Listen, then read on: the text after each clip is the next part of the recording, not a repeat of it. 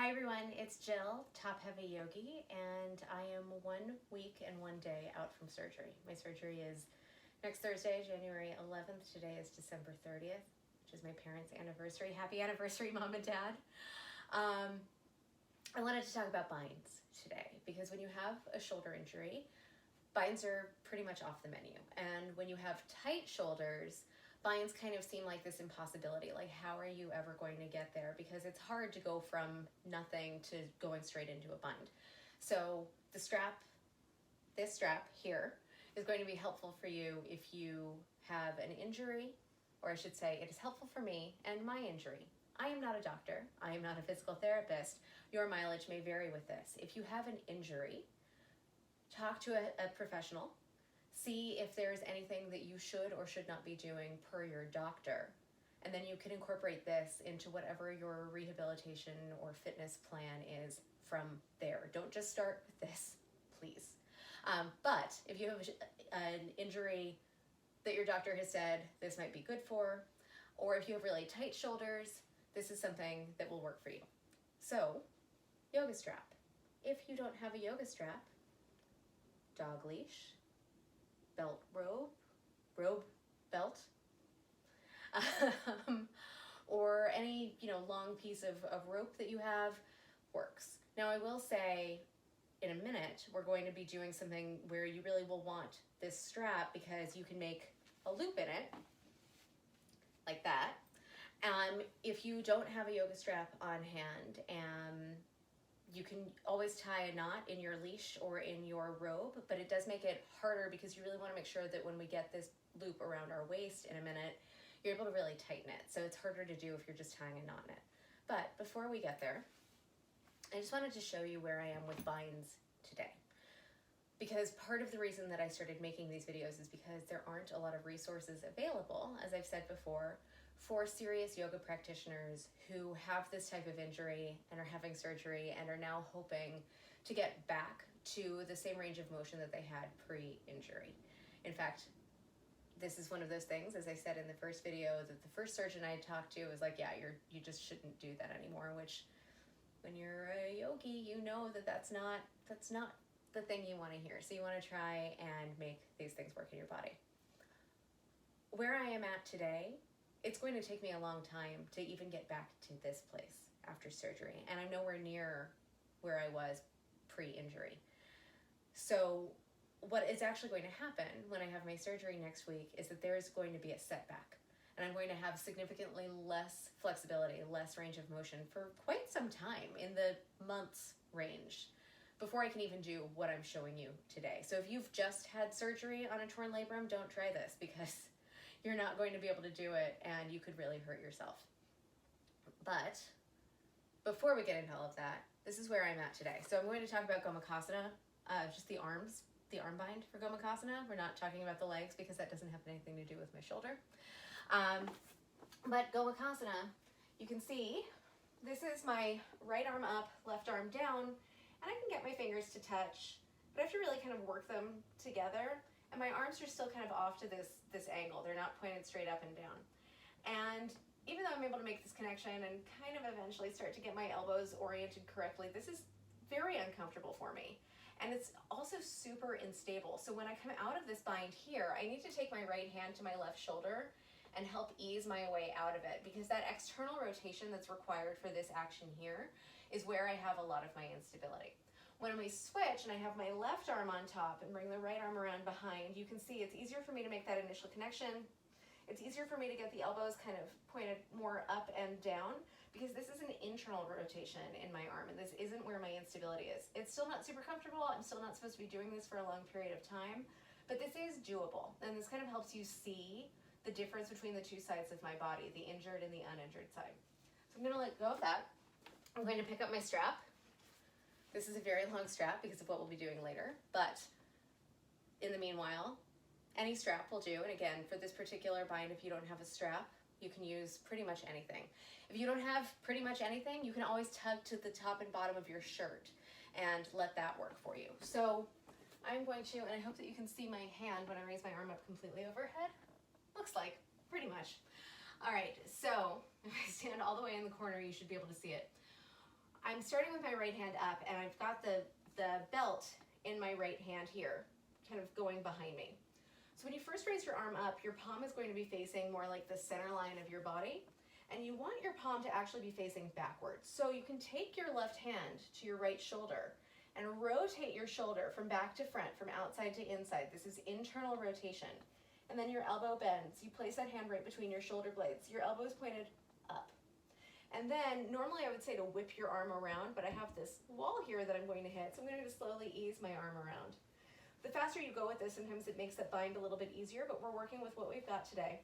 And then you can see I've got this bind, it's much looser, and I'm able to get my elbows more or less oriented straight up and down, and also slightly off of my back, so I'm not forcing my chin down toward my chest and cutting off the airway, and getting that nice openness in my back and chest. And then when we come out of it, it's easier for me to get out on the left side because I'm not so extremely rotated on that side. So I'll show you again on the other side. Going to place the belt in my left hand, have the belt flowing behind me, not in front of me. And when I extend my arm up, my palm is facing the center line of my body until we start to turn that palm around so the palm is facing backward. I'm taking my right hand to my outer left shoulder, rotating from back to front, inside to, or rather outside to inside. It's internal rotation. And then the elbow bends. Try not to crush your hair in it. That wasn't pleasant. And then you can see here, this is where I whip that arm around and hang on to the strap. And you can see, because this is the easier side for me to bind, my hands are much closer together. I've got the elbow working. I can't see myself right now, but feels like it's more or less straight up and down. Coming off of my back, so it's not forcing my chin down, it's also not kind of forcing my shoulder forward and putting pressure on my spine. So that is gomukhasana, which I hope you were able to see. I'm still new at this YouTube thing. Now I'm going to show you parsva konasana, extended side angle pose. That's Untitled Chapter is extended side angle pose. I'm going to show you bandha parsva konasana, bound side angle using a strap. So this is where you really want the strap that you're able to make a loop in. You can tie a knot in your robe or in your dog belt, but you're gonna want it to be really tight. So I would encourage you to put it around your waist and then tie it, rather than tying a knot and stepping through. Whereas if you have a strap, you take it, you put it around your waist, and then you tighten it. And you do want it pretty tight. You shouldn't be struggling to breathe with it tight, but it's not going anywhere. And then I have this strap right behind my right hip. So I'm going to show you what this looks like from the back first, and then I'll show you from the front. So this is supported side angle pose with my right foot forward, and I've got this left bicep near my ear. And right now I'm up against the wall, so my left foot might look a little bit funny. There we go. So one of the things that I like to do to kind of help me get into a bind normally is I take the top arm around to that front thigh here. And if I can hold on to the thigh, that usually means I can get at least a half bind. But again, this is not super comfortable for me with my shoulder right now. So instead, I'm taking hold of this strap that's around behind me. My right arm is going to sneak down toward the mat, and then I'm going to turn that arm from outside to inside like we did for a gomukhasana. And I'm holding onto the strap. And then with both hands holding onto the strap, elbows pull away from each other, start to turn your chest more toward the ceiling. And this is your bandha parsva konasana with the strap.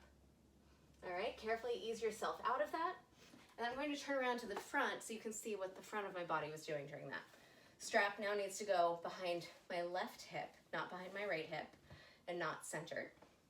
And as I get into parsva konasana on the second side, move away from the wall so my foot is doing what it's supposed to be doing.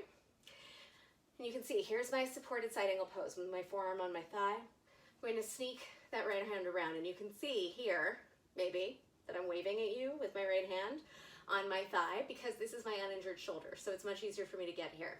But for consistency's sake, I'm going to still hold on to the tail of the strap. My left arm is going to come down to the mat, and then it rotates from outside to inside, so my palm is facing behind me. That elbow bends. Both hands are now holding the strap. Elbows pull away from each other, chest spins toward the ceiling. And here's your bandha parsva konasana, your bound side angle pose. All right, carefully let yourselves out of that. Now I'm going to show you, if I don't fall over, bird of paradise pose. And I'm going to show it to you with the caveat that I'm not warmed up for this pose. This pose is normally a pretty accessible one for me. It's just what works in my body. If it is not normally an accessible pose for you, make sure you're warmed up before you try this.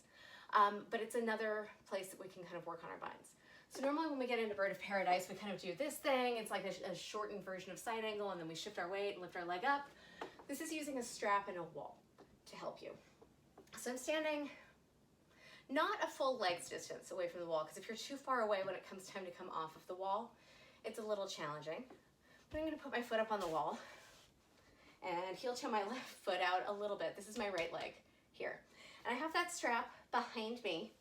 It is behind my right hip. Now it's behind my right hip. So coming into Bird of Paradise, this front arm coming around under, just like if it were in side angle. Back arm coming around, just like if it were in side angle. You might have to kind of swing that strap over to yourself. There we go, I made that catch. So now I've got this bind, right? And from here, I'm going to start to come away from the wall. This is the hardest part, this shifting of your weight, because you don't have the wall supporting you anymore. And eventually you come off, then you can extend that leg, oops, and the wall is always there if you need it.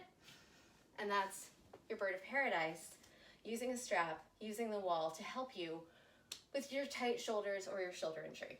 I'm going to turn around and show you what that looked like from behind. So the strap needs to go over behind my left hip. I also think I need to pull my pants up. There we go. All right, so the strap is behind my left hip. I've got my left foot here on the wall. My knee is bent. My left hand comes in front of my leg, and then I rotate it so my palm is facing backward. My right hand comes around. I'm holding the strap. You can also always take hold of the strap around your waist. Like if that's where you're at, this is a nice, stable place to be. But I can personally bind a little bit lower. So now I have to kind of wave this strap over so that I can catch it in my left hand, because the strap was so long, even though I moved it to the left, it was still hanging out to the right. But now that I've got it in both hands, kind of working my hands closer to each other there. All right, so from here, slowly starting to come up off of the wall, let that leg come down first, and then you can play with extending it. So there you are. You have the wall there if you're starting to fall. So those are a couple of binds that I have had success personally practicing despite my shoulder injury. I'm not doing them a whole lot because I don't want to exacerbate anything, but when I feel like this is what my body is asking of me, or when I'm taking the class and the teacher calls out one of these poses, I know what's working for me, and I hope that it's what works for you too. I am hoping, there's that word hope again, to be able to check in at least once more before my surgery next week. But whether I do or not, I hope everyone has a really happy new year. Hope this video helped. Please like and subscribe and all of that YouTube stuff, and I'll see you soon. Bye.